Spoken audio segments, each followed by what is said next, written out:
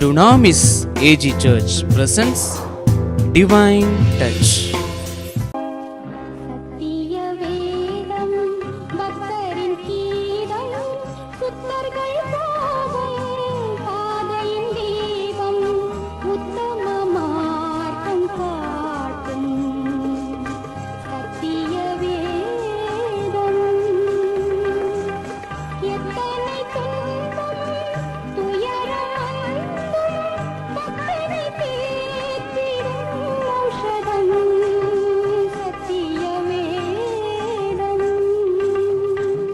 Dunamis time என்கிற இந்த நிகழ்ச்சிக்கு மீண்டும் உங்களை அன்போடு கூட வரவேற்கிறோம். மீண்டும் வேதத்திலிருந்து ஒரு காரியத்தை உங்களுக்கு கற்றுக் கொடுக்க ஆசைப்படுகிறேன். மத்தேயு 6ஆம் அதிகாரத்துல கர்த்தர் கற்றுக் கொடுத்த ஒரு ஜெபத்தை பார்க்கிறோம். பரமண்டல ஜெபம் என்று சொல்லுவார்கள். பல சபைகளிலே சிறு வயதிலேயே இதை பிள்ளைகளுக்கு மனப்பாடமாய் சொல்ல கற்றுக் கொடுப்பார்கள். சிலர் பிறந்ததிலிருந்து சாகிற வரைக்கும் இந்த ஜெபத்தை தவிர வேறு ஜெபமே தெரியாமல் செத்தவர்களும் இருக்கிறார்கள். ஜெபம் என்றால் இதுதான், கர்த்தர் கற்றுக் கொடுத்த ஜெபம், இந்த ஜெபம் செய்தால் போதும் என்று வாழ்கிறவர்கள் ஏராளம் உண்டு. சில சபை ஆராதனைகளில் கூட இடையிலே இதை எல்லாரும் சொல்லும்படியாக சொல்லுவார்கள். நல்லது. ஆனால் ஆண்டவர் சொல்லிக் கொடுத்த அந்த ஜெபத்தை அப்படியே காப்பி அடித்து மனப்பாடமாக சொல்லுவது ஜெபம் அல்ல. ஒரு ஜெபத்தில் எவைகளெல்லாம் இருக்க வேண்டும் என்பதைத்தான் ஒரு மாடலாக ஆண்டவர் காண்பித்தார். இன்றைக்கு அந்த ஜெபத்தினுடைய சில காரியங்களை உங்களோடு கூட பகிர்ந்து கொள்ள ஆசைப்படுகிறேன். ஒருவேளை இந்த செய்தியிலேயே எல்லா காரியத்தையும் என்னால் சொல்ல முடியாவிட்டால் தொடர்ந்து சில வாரங்களுக்கு இந்த பரமண்டல ஜெபத்தினுடைய செய்தியை நான் உங்களுக்கு சொல்லிக் கொடுக்க ஆசைப்படுகிறேன். மத்தேயு எழுதின சுவிசேஷம் 6ஆம் அதிகாரம் 9ஆம் வசனத்திலிருந்து 13ஆம் வசனம் வரைக்கும் வாசிக்கிறேன்.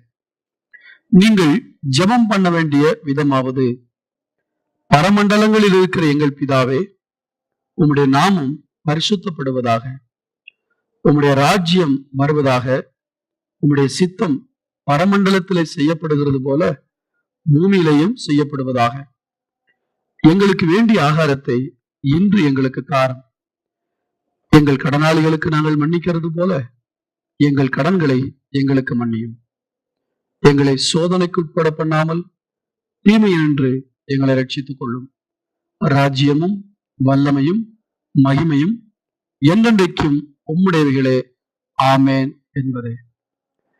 நான் வாசித்த இந்த வேத பகுதியிலே ஆண்டவர் எப்படி ஜெபிக்க வேண்டும் என்கிற ஒரு மாடல் பிரேயரை ஆண்டவர் சொல்லிக் கொடுத்திருக்கிறார். இந்த பிரேயருடைய ஆழத்தை இன்றைக்கு நாம் சிந்தித்து பார்க்க போகிறோம். ஒரு மனிதன் ஜெபம் பண்ணினால் அவனுடைய ஜெபத்தில் என்ன இருக்க வேண்டும் என்பதைத்தான் ஆண்டவர் இங்கே சொல்லிக் கொடுத்திருக்கிறார். நீங்கள் ஜெபம் பண்ண வேண்டிய விதமாவது என்று சொல்லிவிட்டு பரமண்டலங்களில் இருக்கிற எங்கள் பிதாவே என்று சொல்லுகிறார். அட்ரஸ். ஒரு கடிதம் எழுதுவோம் என்றால் எந்த ஊருக்கு நாம் கடிதம் எழுதுகிறோம் என்பது முக்கியம், அங்கே அட்ரஸ் ரொம்ப முக்கியம். ஜெபம் பண்ணும்போது நாம் ஜெபத்தை எப்படி தொடங்க வேண்டும் என்று ஆண்டவர் சொல்லியிருக்கிறார். பரமண்டலங்களில் இருக்கிற எங்கள் பிதாவே. இந்த 3 வார்த்தையை இன்றைக்கு நான் உங்களுக்கு சொல்லிக் கொடுக்க ஆசைப்படுகிறேன். நான் வேண்டிக் கொள்ளுகிற கடவுள் எங்கோ காற்றில் அலைகிறவர் அல்ல, எங்கோ ஒரு மூலையில் இருப்பவர் அல்ல. அவருக்கென்று ஒரு ராஜ்யம் இருக்கிறது. பரமண்டலத்தில் அல்லது பரலோகத்தில் நாம் பயன்படுத்துகிற, நம்முடைய நாட்டிலே பயன்படுத்தக்கூடிய ஒரு வார்த்தை ஒரு இருக்கும் என்றால் சொர்க்கத்திலே அல்லது மேலோகம் என்றெல்லாம் சொல்லுகிறோம் அல்லவா. கடவுளுக்கென்று ஒரு இடம் இருக்கிறது, அது பரமண்டலம். பரன் இருக்கக்கூடிய இடம் பரமண்டலம்.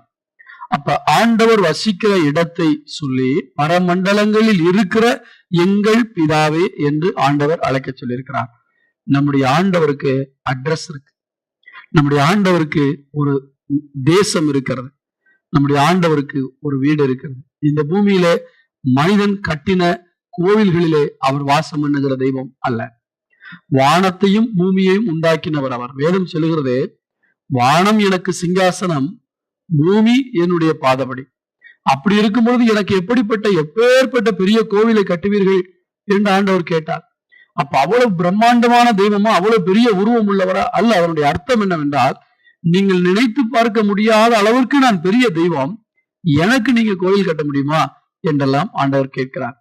அப்ப அவருக்கென்று ஒரு ராஜ்யம் இருக்கிறது, அவருடைய ராஜ்யத்துல அவர் இருக்கிறார்.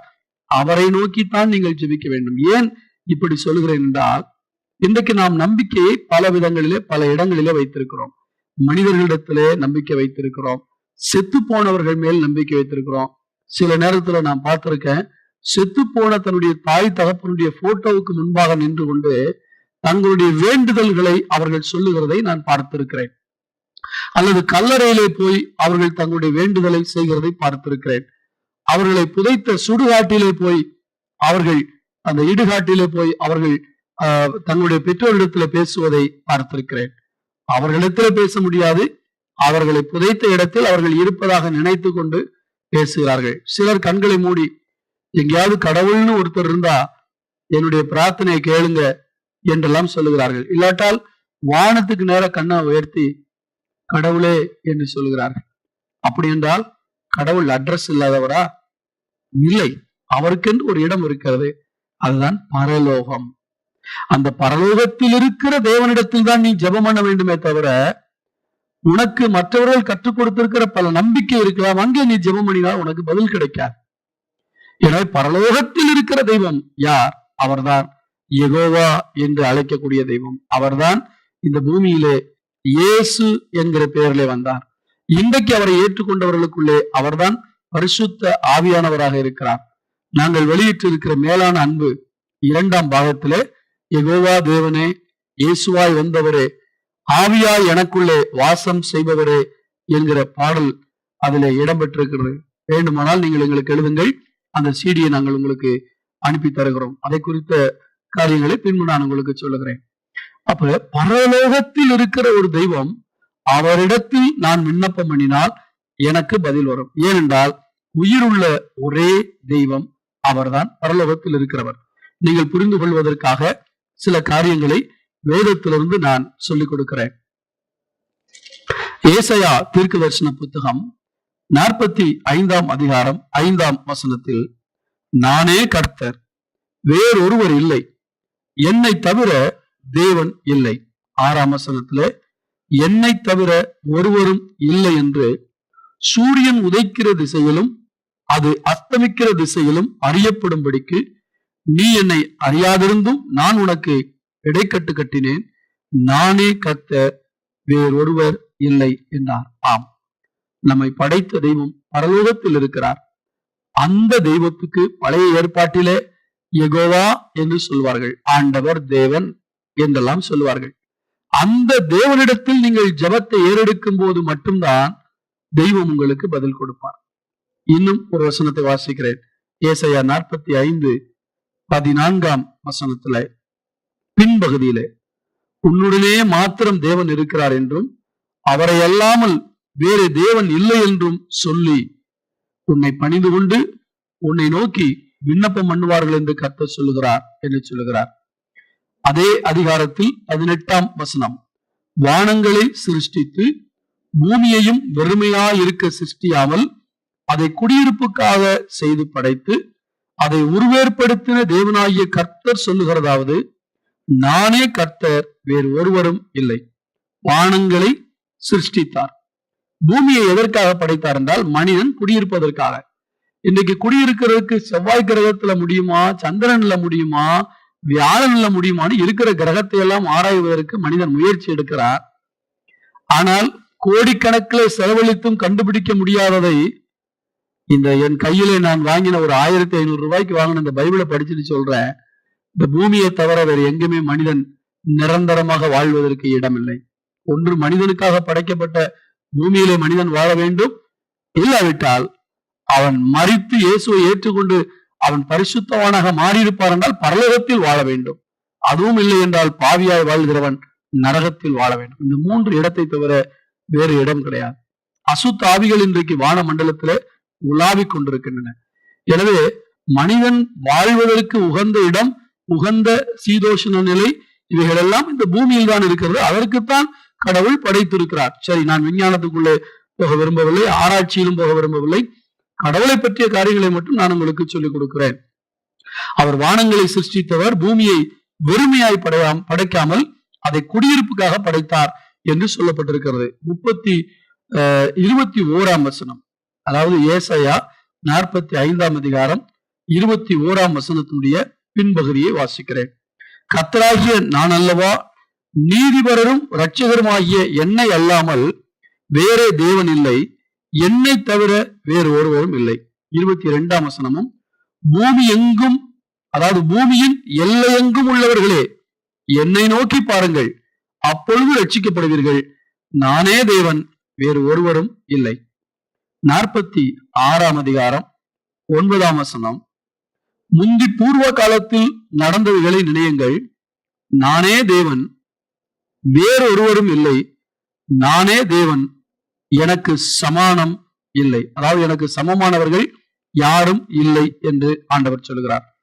நான் வாசித்த இந்த வசனங்களில் எல்லாம் என்ன கற்றுக்கொண்டீர்கள்? இந்த உலகத்தில் யாரும் என்னை தவிர வேறு தெய்வம் இல்லை என்று எந்த தெய்வமும் சொன்னதாக சரித்திரம் இல்லை, வேறு எந்த ஆதாரமும் இல்லை. நான் தான் என்னை தவிர வேறு தெய்வம் இல்லை என்று ஆண்டவர் இயேசுவை தவிர, அதாவது அவர் மனிதனாய் பிறந்த போது இயேசு என்கிற பெயர், மனிதனாக அவதரிப்பதற்கு முன்பாக அவருக்கு தான் யெகோவா என்கிற பெயர். எனவே அவர் சொல்லுகிறார், என்னை தவிர வேறு தெய்வம் இல்லை. எனவே உயிருள்ள தெய்வமாகிய, பரலோகத்தில் வீற்றிருக்கிற தெய்வமாகிய என்னை நோக்கி நீ விண்ணப்பம் பண்ணுவாயானால் உன் விண்ணப்பத்துக்கு பதில் கிடைக்கும். முதலாவது வார்த்தையை நான் உங்களுக்கு சொன்னேன், பரமண்டலங்களில் இருக்கிற. இரண்டாவது, எங்கள் பிதாவே.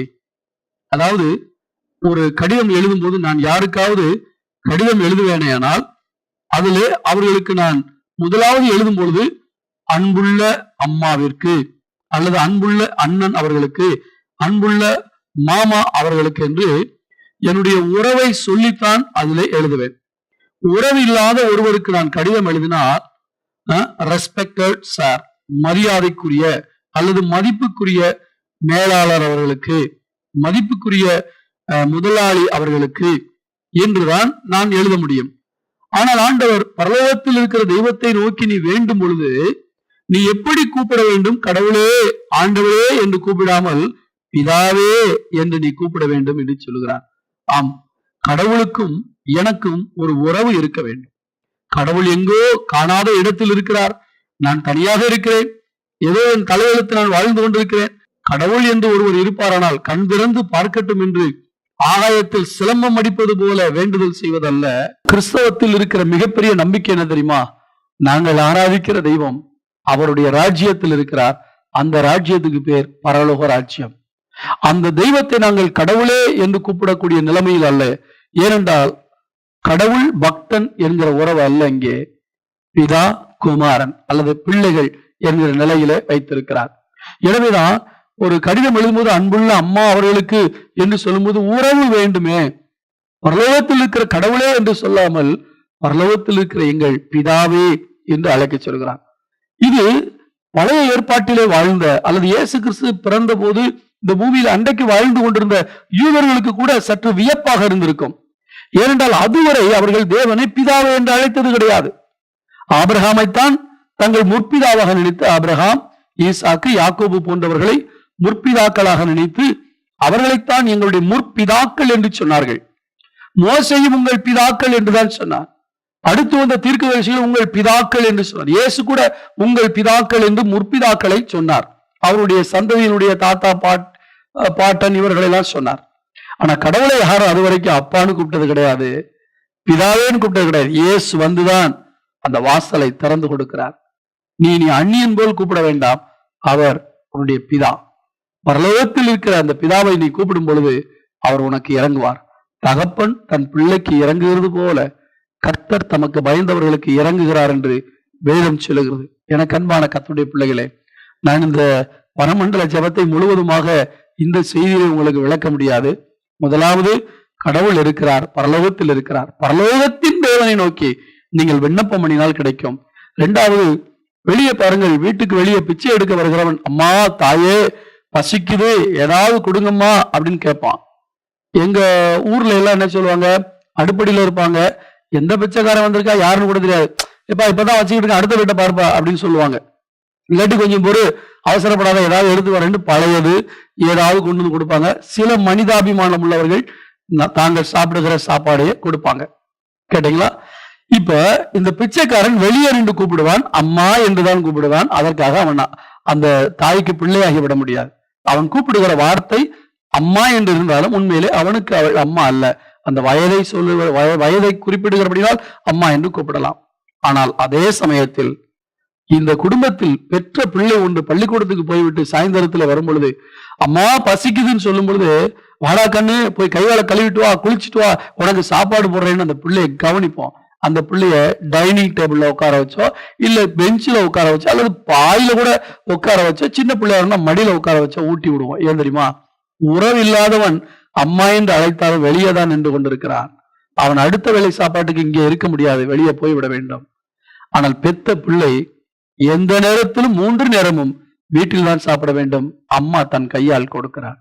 எனவே ஆண்டவர் சொன்னார், நீ அந்நியனை போல கூப்பிடாதே, நீ பிள்ளையாக மாற வேண்டும். எப்படி பிள்ளையாக மாற முடியும்? யோவான் 1 அதிகாரம் 12 வசனத்துல சொல்லப்பட்டிருக்கிறது, இயேசு என்கிற நாமத்தின் மேல் விசுவாசம் உள்ளவர்களாய், அதாவது அவருடைய நாமத்தின் மேல் விசுவாசம் உள்ளவர்களாய் அவரை ஏற்றுக்கொண்டவர்கள் எத்தனை பேர்களோ அத்தனை பேர்களும் தேவனுடைய பிள்ளைகளாகும்படி அதிகாரம் கொடுத்து விட்டார். ஆம், நீங்க எந்த ஜாதியா இருந்தாலும், எந்த மதமா இருந்தாலும், எந்த நாடா இருந்தாலும், என்ன கலர்ல இருந்தாலும், எந்த ஜாதியில இருந்தாலும், இயேசு என்கிற நாமம், அதாவது இதற்கு முந்தின பிரசங்கத்தில் நான் சொல்லியிருக்கிறேன், இயேசு என்றால் ரட்சகர் என்ற அர்த்தம். பாவத்தை போக்கக்கூடிய ரட்சகர் என்பதை அறிந்து அவரை உங்களுடைய ரட்சகராக உங்களுடைய வாழ்க்கையில ஏற்றுக்கொள்ளுகிற அந்த நிமிடத்தில் உங்களை பிள்ளையாக ஆண்டவர் ஏற்றுக்கொள்ளுகிறார். அவர் மறுபடியும் உங்களை பிறக்க வைக்கிறார். ஆவிக்குரிய வாழ்க்கையில உங்களை மறுபடியும் பிறக்க வைத்து உங்களை பிள்ளைகள் என்கிற உரிமையில கொடுக்கிறார். இப்ப நீங்க ஜெபிக்கும் பொழுது என்ன ஜெபிக்கணும்? பரமண்டலங்களில் இருக்கிற எங்கள் பிதாவே என்று சொல்ல வேண்டும். நான் இந்து குடும்பத்தில் பிறந்து வளர்ந்தவன். ஜாதிக்கு ஒரு கடவுள், அல்லது ஒவ்வொருத்தருக்கும் ஒரு கடவுள் இருப்பாங்க. நான் சொல்றதுனால உங்கள் மனதை புண்படுத்துவதற்காக நான் சொல்லவில்லை, சில சத்தியங்களை நீங்கள் விளங்கிக் கொள்வதற்காக நான் சொல்லுகிறேன். எங்க குலதெய்வம் ஒண்ணு இருக்கு, எங்களுக்கு குலதெய்வம் இருந்தது, நாங்க அப்படி கும்பிட்டு இருக்கோம். அதை நான் பேரை சொல்ல விரும்பவில்லை. இப்படி இன்னொரு ஜாதிக்கு ஒரு குலதெய்வம் என்றெல்லாம் வைத்துக் கொள்ளுங்களேன். ஒவ்வொருத்தருக்கும் ஒரு கடவுள் இருக்காங்க. ஆனா கிறிஸ்தவத்துல வரும் பொழுது எந்த ஜாதியிலிருந்து வந்தாலும், ஒருவேளை நீங்க நினைக்கலாம், இன்னைக்கு நாங்க பாக்குறோம் கிறிஸ்தவங்களுக்குள்ளே ஜாதி பிரச்சனை இருக்குன்னா தமிழ்நாட்டுல மட்டும்தான் இருக்கு. இந்த ஜாதி பிரச்சனையை கொண்டு வந்தவர்கள் இதற்கு முன்பு நாம் சொல்லுகிற மதத்திலிருந்து வந்ததுதான். அதை மாற்ற முடியாமல் தவித்துக் கொண்டிருக்கிறார்கள். ஆனால் இயேசுவிடத்தில் ஜாதி இல்லை. அப்ப எந்த ஜாதியிலிருந்து வந்தாலும், எந்த மதத்திலிருந்து வந்தாலும் இயேசு பக்தனை என்று அழைப்பதில்லை, பிள்ளைகளாக ஏற்றுக்கொள்கிறார். என்னுடைய 3 வயதிலே என்னுடைய தகப்பனார் மரித்து போய்விட்டார். யாரையும் அப்பான்னு கூப்பிட்ட பழக்கம் இல்லை. எனக்கு சிறு வயதா இருக்கும் பொழுது மற்ற பிள்ளைகளுடைய தகப்பனாரெல்லாம் வந்து ஏதாவது வாங்கி கொடுக்கும் பொழுது நான் ஏங்குவேன். எனக்கும் ஒரு அப்பா இருந்தா இதெல்லாம் செய்வாரே என்று நான் ஏங்கின நாட்கள் உண்டு. அப்பாவுடைய பாசத்தை அறிந்தவன் கிடையாது, அப்பாவுடைய கண்டிப்பை அறிந்தவன் கிடையாது. எனக்கு அன்பானவர்களே, ஆனால் என்னுடைய 24வது வயதிலே இயேசு கிறிஸ்துவை ஏற்றுக்கொண்ட பின்பு நான் இந்த பைபிளை படிக்க ஆரம்பித்த போது, அப்பா பிதாவே என்று கூப்பிடுவதற்கு புத்திர சுவிகாரத்தின் ஆவியை உங்களுக்கு கொடுத்திருக்கிறார் என்பதை பார்த்த பொழுது ரொம்ப சந்தோஷப்பட்டேன். எனக்கு ஒரு அப்பா இருக்கிறார், எனக்கு ஒரு தகப்பன் இருக்கிறார், அவர் பரலோகத்தில் இருக்கிறார், வானத்தையும் பூமியும் படைத்த தெய்வம் என்னுடைய தகப்பனாக மாறிவிட்டார் என்கிற அந்த சந்தோஷம், அந்த உண்மையை உணர்ந்து கொண்டேன். பாருங்கள், எதை குறித்தும் எனக்கு கவலை இல்லை. எங்க அப்பா உயிரோடு கூட இருந்தாரா, எனக்கு இதை வாங்கி தருவாரே அதை வாங்கி தருவாருன்னு ஏங்குன நானு, இன்னைக்கு எங்க அப்பா உயிரோடு இல்லாட்டியும் பரவாயில்ல, பரலோகத்தில் எங்கள் பிதா இருக்கிறார் என்கிற உணர்வை நான் பெற்றுக்கொண்டேன். சிலர் என் காதுகள் கேட்க சொல்லியிருக்கார்கள், எங்கோ இருந்து கொண்டு வந்த வெள்ளக்காரன் தெய்வத்தை அப்பான்னு கூப்பிடுறிய, பிதான்னு கூப்பிடுறிய, நம்ம மதம் எங்க, நீங்க சொல்றது கேக்குதுங்க, ஆனா உண்மையில இயேசு எல்லாருக்கும் பிதாவாக இருக்க விரும்புகிறார்.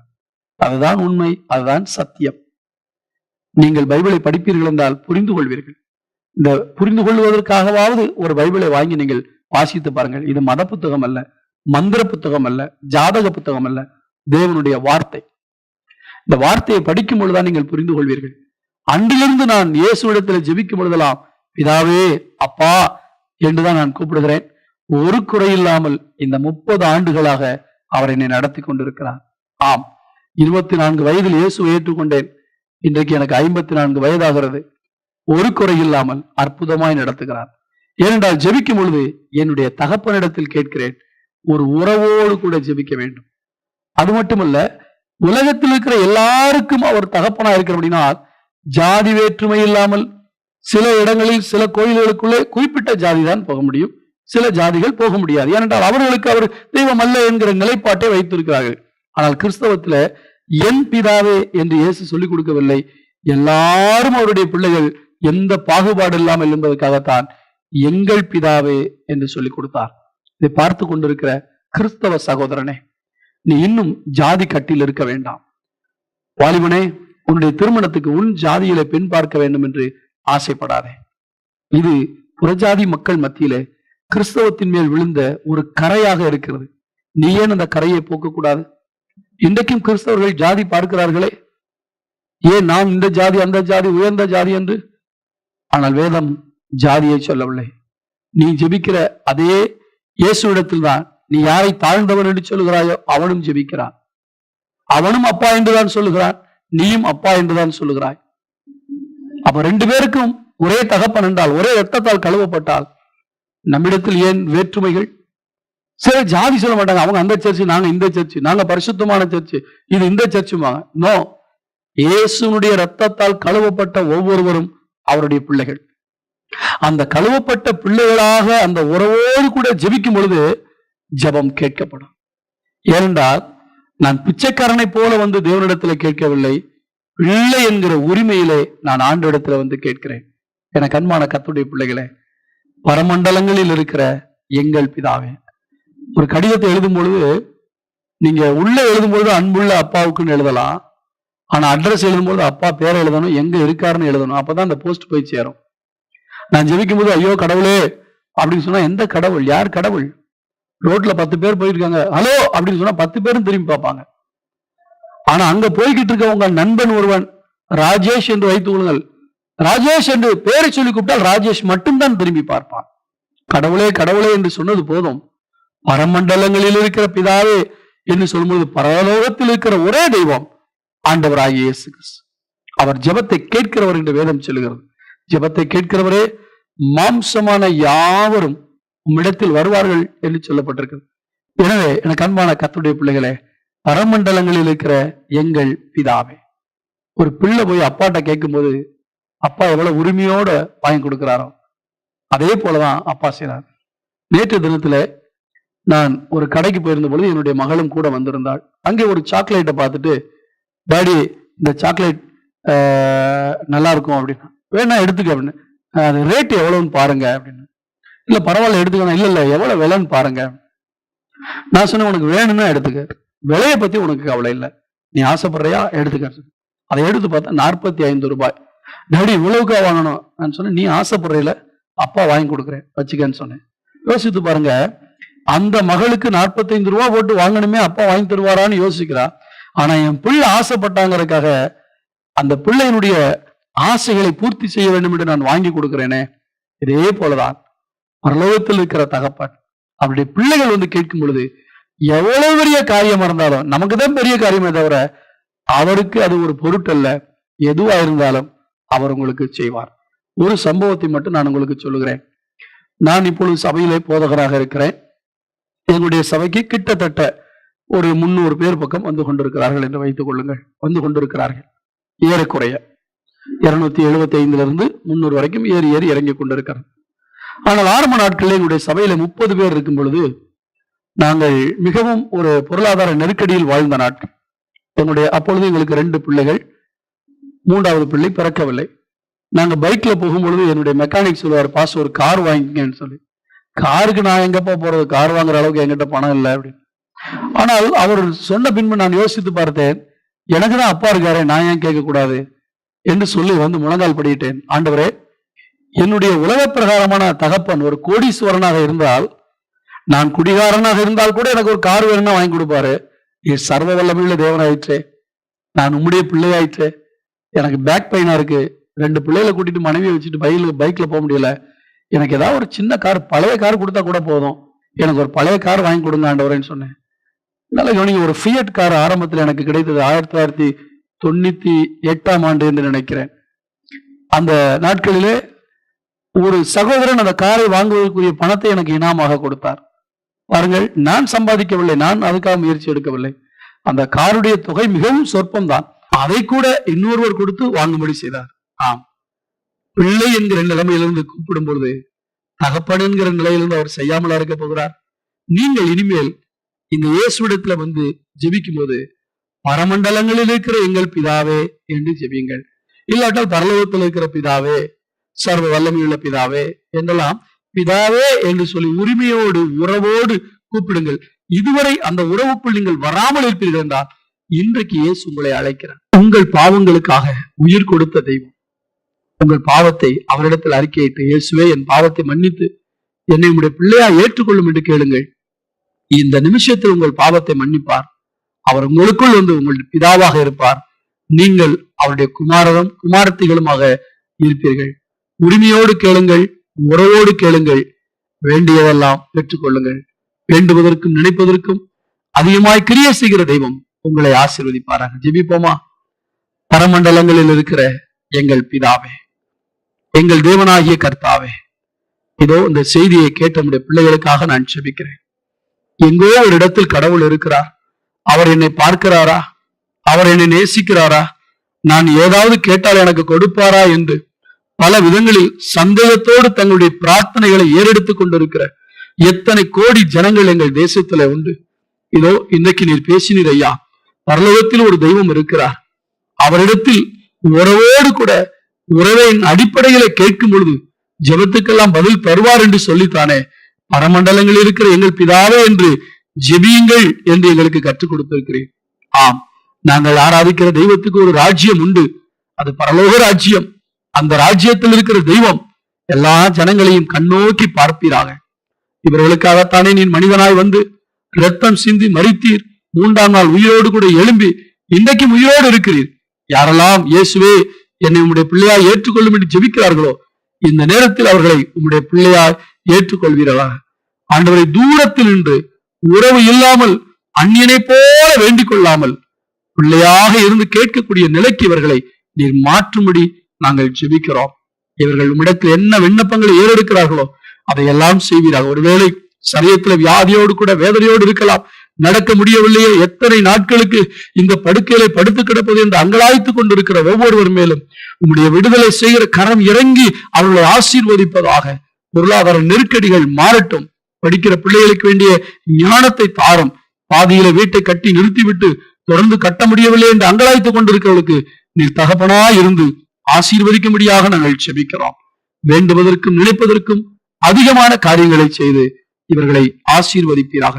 பிதா பிள்ளை என்கிற உறவுக்குள்ளே வருவதற்கு தடையாயிருக்கிற பாவத்தை மன்னித்து உம்மிடத்தில் சேர்த்துக் கொள்வீராக, ஆசீர்வதிப்பீராக. இயேசுவின் நாமத்தில் வேண்டிக் கொள்கிறோம் நல்ல பிதா, ஆமென். அன்பானவர்களே, தேவனை இனி தூரமாய் பார்க்காதிருங்கள். அவர் உங்கள் பிதா, நீங்கள் அவருடைய செல்ல பிள்ளை. எதை வேண்டுமானாலும் கேளுங்கள், ஆண்டவர் உங்களுக்கு தருவார். பிள்ளைகளுக்கு எதை கேட்க வேண்டும் என்கிற ஞானமும் உண்டு. அதன்படி கேட்கும் பொழுது அற்புதமாய் கிரியை செய்வார். God bless you.